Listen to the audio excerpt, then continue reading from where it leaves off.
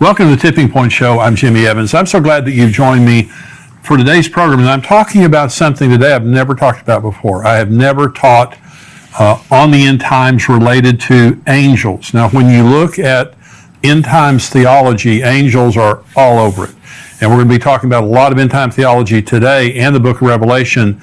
I'm having to skip over literally myriads of angels just to show you the main angels that are involved in the end times. Now, I want to talk about angels generally, and then I want to talk about angels related to the end time. Before I do that, let me just remind you, we have this book, Where Are the Missing People? This is a book that you leave behind. You know, once we're raptured and the Lord takes us out, there are going to be billions of people left on the earth. And this book is designed, it says, the sudden disappearance of millions and what happens next. And so what this book does is it allows you to keep this on your coffee table, your bedside table, your car, your apartment, your dorm room, wherever you leave it. But somebody, when we're gone, people are going to be going through our stuff, and this will help them to know what just happened, to explain to them what the Bible said just happened, and lead them to Christ, and explain to them how to have a relationship with Christ, and also explain to them what's about to happen in the world. So this is going to be an eternity saver for a lot of people. Now, we just went over 100,000 of these books that we've sold. These have been selling very quickly. And so you can go to missingpeoplebook.com and you can get a big discount there if you're buying more than one. You can buy one. You can also get it on Amazon.com. I think it's $8.95 or something like that. We have almost 1,000, and you can go on Amazon and see all of the reviews that we have. I think we have like almost 1,000 five-star reviews of this book. People are reading it, and it's blessing them, and some people are getting saved reading this book right now. So missingpeoplebook.com, and I'm saying this too right now because Christmas is coming up, and you might want to give these away to family members and things like that, just to empower them to leave it around for someone. But if they read it, I can promise you, it's going to bless them. And in some cases, it's going to wake them up to the reality of what's going on in the world. These are the testimonies that we're getting from this. Where Are the Missing People? You can get it on missingpeoplebook.com, and you can also get it on Amazon.com. But if you're buying more than one, you'll get a much better discount on missingpeoplebook.com. Let me talk about angels. One of the subjects that is very central to end times teaching is how involved angels are in carrying out God's plan. And in studying about angels in the end times, let's begin to understand who angels are and the role that they play. And so the first thing is they're ministering spirits sent to help believers and those who will inherit salvation. This is what Hebrews 1 says about angels. But to which of the angels has God ever said, "Sit at my right hand till I make your enemies your footstool"? Are they not all ministering spirits sent forth to minister for those who will inherit salvation? They're just God's servants that come into the earth realm to minister to us. And so, we have angels, and I'll talk about that more in just a minute. We have angels. John Lindell was on the program. He is the pastor of James River Church, and he had a very powerful encounter with an angel that healed him. The angel grabbed him. He had cancer and healed him of cancer. Psalm 34:7 says, "The angel of the Lord encamps around those who fear him and delivers them." Psalm 91 says, "Because you have made the Lord, who is my refuge, even the Most High, your dwelling place, no evil shall befall you, nor shall any plague come near your dwelling. For he shall give his angels charge over you to keep you in all your ways. In their hands they shall bear you up, lest you dash your foot against a stone. You shall tread upon the lion and the cobra, the young lion and the serpent you shall trample underfoot." Now notice both of those scriptures there, that they protect those who put their trust in God, that they fear God. They're trusting in God's protection and under God's authority. And I heard someone say one time, we have guardian angels that, like when we're driving down the road, they're there to guard us. But if we exceed the speed limit, that they can't go faster than the speed limit. Now, that's kind of a joke. They can go as fast as they want to go. But I do believe that there is a special presence of God, an angelic presence of God, when we're submitted to God and when we're trusting him. And so they also escort us to heaven when we die. Now, this is Luke chapter 16. There was a certain beggar named Lazarus, full of sores, who was laid at his gate, desiring to be fed with the crumbs which fell from the rich man's table. Moreover, the dogs came and licked his sores. So it was the beggar died and was carried away by the angels to Abraham's bosom. The rich man also died and was buried, and being in torment in Hades, he lifted up his eyes and saw Abraham afar off and Lazarus in his bosom. Now notice it says the angels carried Lazarus. It didn't say they carried the rich man. And so now I've been at the bedside of many, many believers when they died. Let me tell you, when I was a young pastor, I dreaded doing funerals, and I dreaded people dying in the church that I pastored. But when it started happening, one of the things that I noticed was the presence of God at the death of a Christian is unbelievable. It's one of the most precious things in the world, most powerful things in the world. And my father-in-law died a few years ago, very strong Christian, went to sleep and never woke up again. And so we talked to the hospice nurse, and she said, well, he's maybe a day or two away from passing. And she said, that don't be surprised right before his heart stops beating if he doesn't open his eyes and reach his arms out. She said, because the angels come for him. Well, if there's anyone who knows about that, it would be a hospice nurse. And she said it just matter-of-factly. Then I believed her. And so as a believer, when we pass, angels come and take us into the presence of God. And the Bible says that very clearly there. Children have angels. This is Matthew 18. Jesus said, take heed that you do not despise one of these little ones. For I say to you that in heaven their angels always see the face of my Father who is in heaven. So God evidently assigns an angel to each one of our children. And remember, up until about the age of 13, children, any child that dies goes to heaven. And so they're before the age of accountability. The angel of the Lord, sometimes when you're reading in the Old Testament, you'll notice it says the angel of the Lord, and angel is capitalized. That's Jesus. The angel of the Lord in the Old Testament is Jesus pre-incarnate, and Jesus is all over the Old Testament in his pre-incarnate form. But we're not to worship angels. And so again, Jesus isn't an angel, by the way. He's just he's over the angels. Angels are not created in the image of God. We are created in the image of God. Angels are simply ministering spirits that God created to minister on his behalf, but they are not in his image, and they will not marry Jesus. We are of a higher created order than the angels eternally. We are for a little while lower than the angels, is what the Bible says. But we are of a much higher order than the angels. And so Colossians chapter 2 says, let no one cheat you of your reward, taking delight in false humility and worship of angels, intruding into those things which he has not seen, vainly puffed up by his fleshly mind, and not holding fast to the head, from whom all the body, nourished and knit together by joints and ligaments, grows with the increase that is from God. So angels, throughout the Bible are messengers and ministers of the truth, but we don't worship angels. Now, I've been a pastor for 40 years, and there was a fad that was in the church for a good number of years, maybe 5 or 10 years. And some pastors and a lot of individuals were having encounters with angels. Now, I'm sure some of them may have been true. I have never, that I know of, had an encounter with an angel. I mean, I probably have, because the Bible tells us sometimes we have encounters with angels unaware. And so I probably have had an encounter with an angel that I didn't know about. And I certainly believe that some people have, like John Lindell, very powerful example.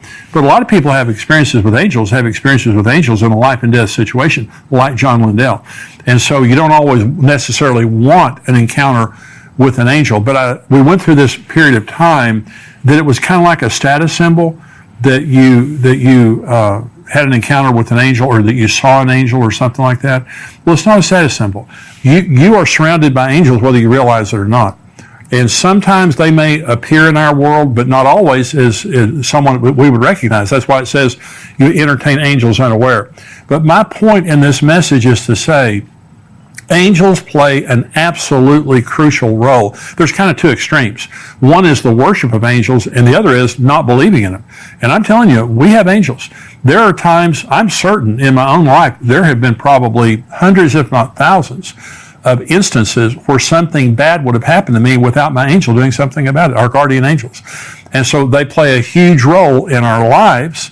They play a huge role in eternity, but they also play a huge role in the end times. Let's go through some of the specific end time scriptures, and let's look at the angels that are a part of the end times, beginning with the book of Daniel and the angel Gabriel. Now, this is when the end began. I have a message that I preach, and it's called, When Did the End Begin? Here's when the end began. Because some people say, Jimmy, why do you have to have an end times? Why are you people so obsessed with the end times? Hey, it wasn't my idea. It was God in the Old Testament, beginning in Daniel chapter 9, when the end was announced. Here it is right here. Daniel 9, beginning of verse 20. While I was speaking, praying, this is Daniel speaking. Now, while I was speaking, praying, and confessing my sin and the sin of my people Israel, and presenting my supplication before the Lord my God for the holy mountain of my God, yes, while I was speaking in prayer, the man Gabriel, whom I had seen in the vision at the beginning, being caused to fly swiftly, reached me about the time of the evening offering, and he informed me and talked with me and said, O Daniel, I have now come forth to give you skill to understand. At the beginning of your supplications, the command went out, and I've come to tell you, for you are greatly beloved. Therefore, consider the matter and understand the vision. 70 weeks are determined for your people and for your holy city to finish the transgression, to make an end of sins, to make reconciliation for iniquity, to bring in everlasting righteousness, to seal up vision and prophecy, and to anoint the most holy. Know therefore and understand that from the going forth of the command to restore and rebuild Jerusalem until Messiah the Prince, there will be 7 weeks and 62 weeks. The street shall be built again, and the wall, even in troublesome times. Let's stop right there, because it keeps going on to talk about the abomination of desolation, the Antichrist, and all that. So Gabriel, the angel Gabriel, when it says the man Gabriel, this is the angel Gabriel flying swiftly, came to him and told him 490 prophetic years were being announced from then, from the announcement of the command to go back and rebuild Jerusalem, until the very end. There will be 490 prophetic years. Now, the first 483 prophetic years, exactly the way that Gabriel said, have been exactly fulfilled to the day. From March the 14th of 445 BC until April 6th of 32 AD, that was exactly fulfilled from the time that Artaxerxes Longimanus decreed that they could go back and rebuild the city, until Jesus entered the city of Jerusalem on Palm Sunday. Exactly 483 years, 173,880 days, exactly prophetically fulfilled. That is how specific the Bible is. But there are 7 years left to be fulfilled. That's the tribulation. And so Gabriel comes and says, it has been established, Daniel, that there are only 490 prophetic years left. So the end began whenever they Artaxerxes announced that there could be the rebuilding of Jerusalem. It ends at the end of the tribulation. This age ends at the end of the tribulation. But God sent Gabriel, the angel, to begin all that. So angels also announced the location of the second coming of Christ. When Jesus ascended, this is Acts chapter 1, when he had spoken these things, while they watched, he was taken up, and a cloud received him out of their sight. And while they looked steadfastly toward heaven, as he went up, behold, 2 men stood beside them in white apparel, and also said, Men of Galilee, why do you stand gazing up into heaven? This same Jesus, who was taken up from you into heaven, will so come in like manner as you saw him go into heaven. Now remember, this is the Mount of Olives, and Jesus is standing there, and he ascends from the Mount of Olives. This is Zechariah 14, speaking about the second coming. Then the Lord will go forth and fight against those nations as he fights in the day of battle.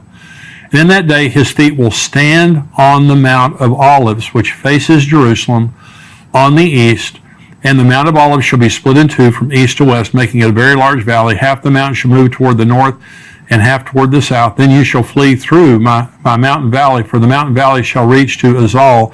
Yes, you shall flee as you fled from the earthquake in the days of Uzziah, the king of Judah. Thus the Lord my God will come, and all the saints with you. Now, this is a parallel text with Acts 1. It's also a parallel text with Revelation 19. It says, Thus the Lord my God will come, and all the saints with him, and return to the Mount of Olives. Revelation 19 says that's where it talks about the marriage supper of the Lamb. And then it says that he returns on a white horse, and all the saints return with him. So understand this. When the rapture happens and we go to heaven for 7 years, and I'll be answering a question during the subscriber portion about the timing of the marriage supper of the Lamb. And I've got a very specific question, because some people believe that the marriage supper of the Lamb doesn't happen until the end of the tribulation based on Revelation 19. I'm going to correct that. But Jesus comes and we come with him. When Jesus returns to the earth, we literally come right up. We're looking right over his shoulder when it happens. It's going to be an unbelievable moment. But an angel is the one who announced the specific location where Jesus was going to come back in the New Testament. We'll get right back to Tipping Point in a moment, but I wanted to take a second to tell you about our sponsor, ExpressVPN. Going online without ExpressVPN is like leaving your kids with the nearest stranger while using the restroom. Most of the time it's probably fine, but you never truly know who you're trusting. What if they're a kidnapper or a serial killer? ExpressVPN creates a secure tunnel between your device and the internet. It would take a hacker with a supercomputer over 1 billion years to get past ExpressVPN's encryption. It is so easy to use. You just start the app and press one button to get protected. You can connect up to 5 devices simultaneously, and it works on all your devices. Protect you and your family today and get an extra 3 months free by visiting expressvpn.com/endtimes. That's expressvpn.com/endtimes. To stay safe and get an extra 3 months free, visit expressvpn.com/endtimes. The rapture will also occur with the voice of an archangel. 1 Thessalonians 4. The Lord himself will descend from heaven with a shout, with the voice of an archangel and with the trumpet of God. And the dead in Christ will rise first. Then we who are alive and remain shall be caught up together with them in the clouds to meet the Lord in the air. And thus we shall also always be with the Lord. Therefore, comfort one another with these words. Now, notice there it says we meet him in the air. Okay, that's the rapture. The second coming is on the Mount of Olives. Okay, that's another way to understand it. It says, the voice of an archangel. Only Michael. Now, Michael and Gabriel, we believe, are archangels. Michael, we know is an archangel because the book of Jude tells us that Michael is an archangel. Gabriel, he is announced as an archangel in the book of Enoch. And now the first book of Enoch, I believe, is inspired. It's not canon. It's not the Bible. The other 2 books of Enoch are not inspired. They've already been proven to be false. Now remember, the book of Jude quotes the book of Enoch. And so you can't dismiss the book of Enoch. But I believe Michael and Gabriel, so at the rapture, either Michael or Gabriel, there's going to be the voice of an archangel there. The book of Revelation was given to John by the Lord's angel. This is Revelation 1. The revelation of Jesus Christ, which God gave him to show his servants things which must shortly take place. And he sent and signified it by his angel to his servant John, who bore witness to the word of God and to the testimony of Jesus, to all the things he saw. Blessed is he who reads and those who hear the words of this prophecy and keep those things which are written in it, for the time is near. The book of Revelation is the only book in the Bible that promises a blessing to people who read it. That's why it's so important to read it. And so, but we're told there that John was given the revelation by the angel of the Lord. The scroll with the seals that begins the tribulation will be controlled by a strong angel. This is Revelation 5. I saw in the right hand of him who sat on the throne a scroll written inside and on the back, sealed with 7 seals. Then I saw a strong angel proclaiming with a loud voice, who is worthy to open the scroll and to loose its seals? And no one in heaven or on the earth or under the earth was able to open the scroll or to look at it. So again, you just see how many times that an angel is involved. I'm not finished yet. We have more to go. But you see how many times an angel is involved. And so I believe these angels are present with us right now. And I believe that, and of course, as believers, you have to understand one of the beautiful things, the instant that we're raptured, we enter into the unseen realm. We're a part of the supernatural realm. And I think it's going to be absolutely intriguing all of a sudden to be able to see myriads and myriads and myriads of angels that are around us and how they interact. But God uses angels in a profound way all the time, but related to the end times. This is another one. An angel seals the 144,000 Jews in the tribulation with the seal of God. This is Revelation 7. After these things, I saw 4 angels standing at the 4 corners of the earth, holding the 4 winds of the earth, that the wind should not blow on the earth or the sea or on any tree. So there are 4 angels right there. Then I saw another angel ascending from the east, having the seal of the living God, and he cried with a loud voice to the 4 angels to whom it was granted to harm the earth and the sea, saying, do not harm the earth, the sea, or the trees, till we have sealed the servants of our God on their foreheads. And I heard the number of those who were sealed. 144,000 of all the tribes of the children of Israel were sealed. Now this is Revelation 14, again talking about the 144,000. Then I looked, and behold, a lamb standing on Mount Zion, and with him 144,000, having his Father's name written on their foreheads. So an angel is the one who seals the 144,000 in their forehead, because they're not going to be harmed. All these judgments that are coming in on the earth, they're not going to be harmed. But here's interesting. It says his Father's name. The Lamb was with the 144,000 because they go around the world proclaiming the gospel to the entire world, but his Father's name is on their forehead. So this is interesting, and I'm not preaching this as a doctrine. I'm sharing this as something that's interesting, and that is there are those that believe that the church is the bride of Jesus and the Jews are the bride of the Father. Now remember, you go to Revelation 21 and you read about the New Jerusalem. It says there are 12 gates to enter the city of the New Jerusalem, and every gate has the name of a patriarch on it, the 12 sons of Jacob. Okay, so all around. But it has 12 foundations, and each of the foundations has a name of the apostle. So it's interesting, the New Jerusalem is branded both to the church and to the Jews. And so an example is before Jesus came, and in the Old Testament, before Jesus became the standard of salvation, what happens to David? What happens to Moses? What happens to Aaron? What happens to, all the wonderful people in the Old Testament? Well, they certainly don't go to hell. And so where do they go? So there are those that believe that in the New Jerusalem, this is shared by the Old Testament Jewish saints that are the bride of the Father and the church that is the bride of Christ. Interesting thing. Okay. Another one. 3 angels proclaim a universal message to the world in Revelation 14. It says, Then I saw another angel flying in the midst of heaven, having the everlasting gospel to preach to those who dwell on the earth, to every nation, tribe, tongue, and people, saying with a loud voice, Fear God and give glory to him, for the hour of his judgment is come, and worship him who made heaven and earth, the sea, and the springs of water. Another angel followed, saying, Babylon is fallen the great city, because she has made all nations drink of the wine of the wrath of her fornication.